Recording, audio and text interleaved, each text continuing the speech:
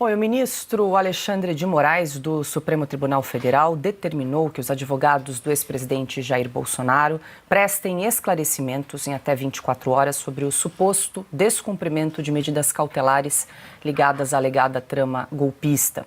Essa determinação ocorreu depois de Jair Bolsonaro participar de uma reunião com o Partido Liberal na Câmara dos Deputados e mostrar pela primeira vez a tornozeleira eletrônica. Piotr, nós exibimos, inclusive, essa imagem, esse vídeo ontem dessa reunião, dessa coletiva de imprensa que ocorreu na Câmara dos Deputados. A gente acabou de receber a manifestação dos advogados de Jair Bolsonaro, prestando os devidos esclarecimentos aí solicitados pelo ministro Alexandre de Moraes. E a gente vai trazer aqui o que respondeu a defesa, mas enquanto isso, acho que a gente já pode, inclusive, falar um pouco sobre essa decisão, que é uma decisão ambígua, que é uma decisão, a gente conversando com juristas, com advogados, é de difícil execução, porque pela decisão do ministro Moraes, Jair Bolsonaro poderia conversar com a imprensa por escrito, mas não pelas redes sociais, e se um terceiro publicasse esse conteúdo, Bolsonaro poderia ser responsabilizado pelo conteúdo publicado por terceiros. Uma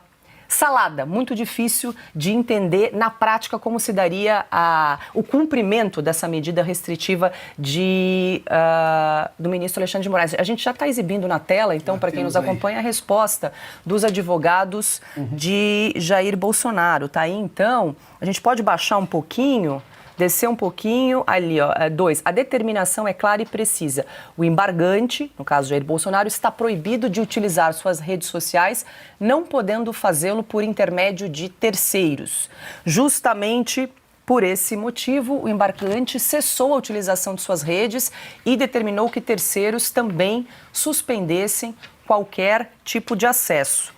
Aí ele está dando todas as explicações, a gente vai trazer aí na tela mais detalhes, mas enquanto isso, Piotr, você também hoje ao longo do dia conversou com alguns juristas, advogados, discutindo essa medida restritiva imposta pelo ministro Moraes, que era praticamente inexequível, e deu no que deu. Queria perguntar ao Piotr também, em que lei se baseou o Moraes para fazer isso?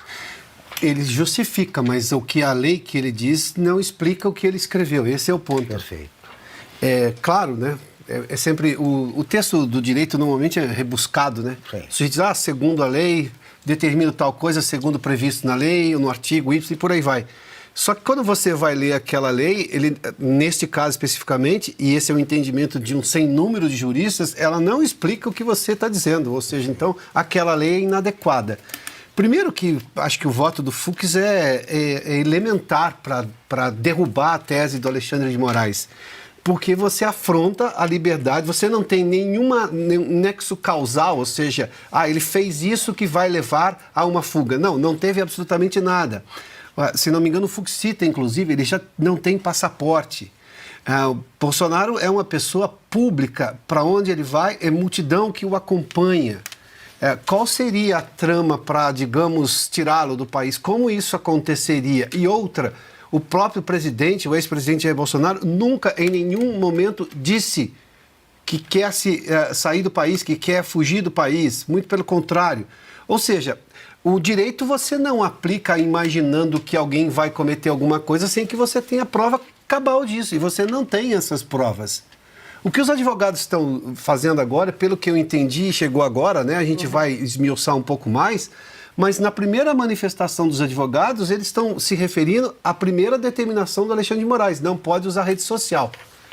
O que já é uma afronta à liberdade de expressão, porque ele não está condenado. Vamos lá, é que a gente tem tanto abuso em cima de arbitrariedade, em cima de ilegalidade, que a gente se esquece que esses inquéritos todos são ilegais lá atrás. A forma como está sendo conduzido está errado. O foro é errado, não é o Supremo quem deveria estar julgando isso daí. Começa por aí. Mas, enfim... Olhando só para este ponto de agora, pelo valor de face do momento, o que nós temos claramente é que os advogados vão usar a primeira determinação do Moraes, em que ele depois ontem ele foi lá e teria esclarecido. Não, ele refez o entendimento.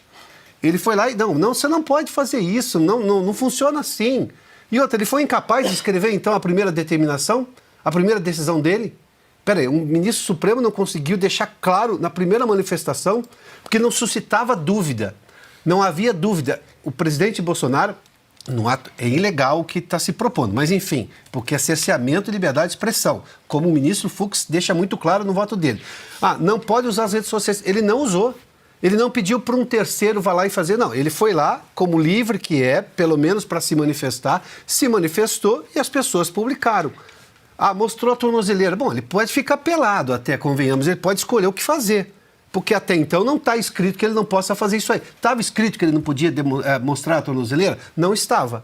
Se não está escrito, não está escrito. Então, quer dizer, o que fazem os advogados agora, de forma muito inteligente, o problema é que advogados bons, preparados, técnicos competentes, já não são o suficiente quando você tem um clima de arbitrariedade em que o juiz decide de acordo com a conveniência do momento, que é o que existe hoje dentro do Supremo Tribunal Federal nas maiorias formadas. Não é a lei que está sendo analisada e julgada e usada para se manifestar contra ou a favor de alguém. Numa manifestação como existe em qualquer julgamento, prós e contras, a favor, enfim, não é este o ponto. É que o juiz vai lá, veja só, em algum momento ele falou, não, vou colocar alguma coisa a mais aqui. Não pode, não funciona assim. Quer dizer, você vai mudando de acordo com a sua conveniência, a lei é uma só. A lei é estável porque ela decide lá atrás o que qualquer pessoa, em algum momento do futuro, pode ou não fazer, e se fizer e se não fizer, quais são as punições. Essa é a beleza da filosofia do direito. A lei é escrita por pessoas que estão no Congresso Nacional, que independentemente de quem será aquele que, por exemplo, será enquadrado naquela lei, no futuro faça ou deixe de fazer. O Moraes se adapta, ele vai adaptando de acordo com a conveniência dele. Os advogados estão se atendo à primeira decisão do Moraes para dizer não houve nenhuma tentativa de furar, digamos, o bloqueio das cautelares. É o princípio da legalidade, que não é proibido, é permitido. Exatamente. Diga, Augusto, a gente já vai repassar alguns pontos dos advogados. Por isso que eu falei da anormalidade arbitrária como rotina. É só comparar com a prisão do Lula.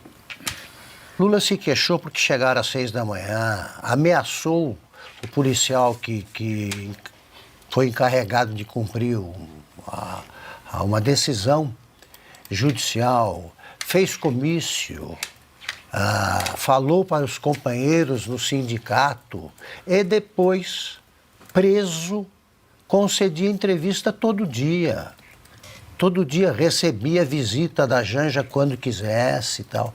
E isso aí, como é que eles podem agir de maneira oposta, né, com 2 casos tão recentes? É por isso que o povo não aguenta mais esse tipo de decisão. É a pura arbitrariedade. Deixa eu incluir aqui Ana e Silvio nessa conversa, mas a gente vai exibir aqui na tela mais um trecho da defesa do que disseram os advogados de Jair Bolsonaro. Tá aí, então, para quem nos acompanha. Página 4. O embargante... sobe um pouquinho ali no item 5. Portanto, cabe esclarecer... Conseguimos subir um pouquinho? No item 5, ali. Portanto, cabe esclarecer que o embargante, Jair Bolsonaro, não descumpriu o quanto determinado e jamais teve a intenção de fazê-lo, tanto que vem observando rigorosamente as regras de recolhimento impostas por este egrégio tribunal.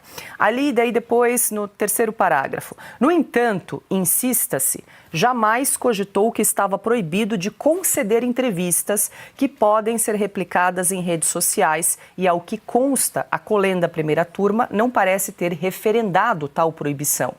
Afinal, se a proibição envolve transmissão ou transcrição de entrevistas, o embargante, na prática, está proibido de concedê-las, posto que ninguém tem controle sobre a forma de sua divulgação, a não ser, e apenas inicialmente, o próprio jornalista.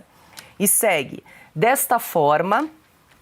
Ao tempo que refuta veementemente qualquer descumprimento, o ora embargante, a fim de que não haja qualquer equívoco na compreensão da extensão pretendida pela medida cautelar imposta por meio dos presentes embargos, requer que a respeitada decisão do documento 1486 seja esclarecida, a fim de precisar os exatos termos da proibição de utilização de redes sociais, esclarecendo, ademais, se a proibição envolve a concessão de entrevistas. Silvio, sigo com você. Acho que a grande dúvida da defesa dos advogados Jair Bolsonaro é se ele pode ou não conceder entrevistas. Antes de ouvir o Silvio, até para ajudar na compreensão, podemos voltar um pouquinho no texto? Porque os advogados alegam que esse novo entendimento do ministro Alexandre de Moraes não teve ciência. Olha, tá vendo? O embargante não postou... Não, perdão, um pouquinho antes disso aqui.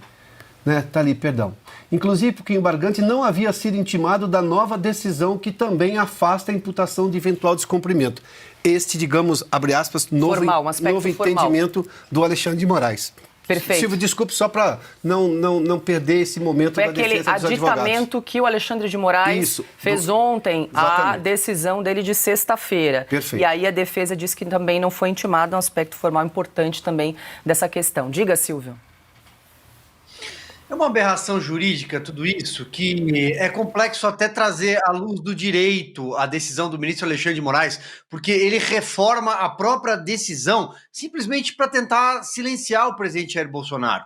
É disso que se trata. Ele tenta anular o presidente Jair Bolsonaro de todas as formas. Por isso, esta segunda decisão, que é a estapafúrdia, que se trata de uma restrição a direitos fundamentais, à liberdade de expressão e, inclusive, liberdade do réu. O presidente Jair Bolsonaro é réu numa ação penal e ele passa a ter um cerceamento de liberdade. Já foi lembrado aqui que o Lula dava entrevistas a granel o tempo inteiro, né? Para quem pedisse, ele dava uma entrevista exclusiva de dentro da cela gourmet, já cumprindo condenação. O Lula dava entrevistas e ele não estava diante de uma cautelar. Não, ele estava diante de uma condenação por mais de um tribunal, referendada. Vamos lembrar disso. Vamos lembrar que o Lula levou 2 dias para se entregar até aquele 7 de abril, quando ele se entrega depois de passar 48 horas dentro do Sindicato dos Metalúrgicos e o sindicato completamente sitiado, cercado por militantes de esquerda. O Augusto lembra da cena dele desaforado contra um agente da Polícia Federal que foi cumprir um mandado. E ele diz, você sabe com quem está falando? Isso foi documentado em filme. Polícia Federal, a lei para todos. Esse filme foi um sucesso no cinema. O Lula fez isso. O Lula foi ao aeroporto de Congonhas quando da condução coercitiva e o aeroporto foi cercado e houve quebra-quebra do lado de fora. Aliás, um atentado ao Estado Democrático de Direito, né? Porque quebraram tudo, mas naquela época podia. Não estamos falando do governo Jair Bolsonaro, não estamos falando do que aconteceu no 8 de janeiro de 2023. Portanto, naquela época tudo era permitido. Qual é o risco de fuga? Em que momento isso foi apresentado? O presidente Jair Bolsonaro não tem passaporte hoje em mãos. Portanto, como ele sairia do Brasil? Alguém acha que Donald Trump enviaria o Força Aérea 1 para cá para desembarcar, para que o presidente Jair Bolsonaro embarcasse em solo brasileiro? Não. Quem manda avião buscar corrupto e ladrão é o Lula. Foi ele que mandou buscar aquela ladra peruana. É o Lula quem vai visitar a Cristina Kirchner, que está presa, que é outra ladra.